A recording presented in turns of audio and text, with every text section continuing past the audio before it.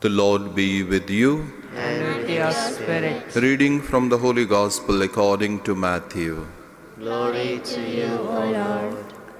Jesus said to his disciples, "Do not judge, and you will not be judged, because the judgments you give are the judgments you will get, and the amount you measure out is the amount you will be given.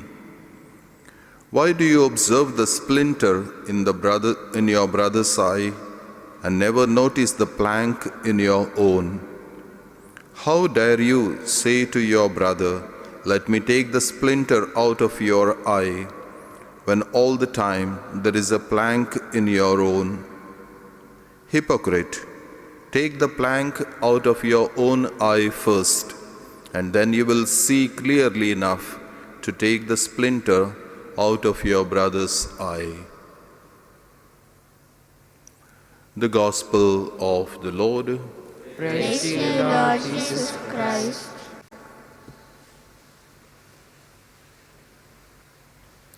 Abraham was told to leave everything, his own country, his possession, everything, and go where the Lord is leading. And he received blessings. And the Gospel is telling us, leave judging and you will be blessed. Leave something for some greater good. Judging is often, it is not correct from human part, because we as humans, we cannot judge properly. So we are not able to see the whole truth. Since we can see only from our angle, from only one side, so other angles we are not able to evaluate, so we cannot judge. Only God can judge, because He can see everything from all angles. Secondly, so we cannot judge because, so when we judge somebody, so we are not able to see the problem that person has faced, maybe in order to do that mistake or sin. So we are not able to. And therefore, the power that he had, or the evil power against him, so we were not able to evaluate. Thirdly, we cannot evaluate somebody, so judge someone, because we are prejudiced. So because we see from our point of view. And then with that prejudice and with that so one-sidedness, so we always judge the persons wrongly. And therefore, God is the only one who can judge rightly. So He is not prejudiced. So He can see all sides.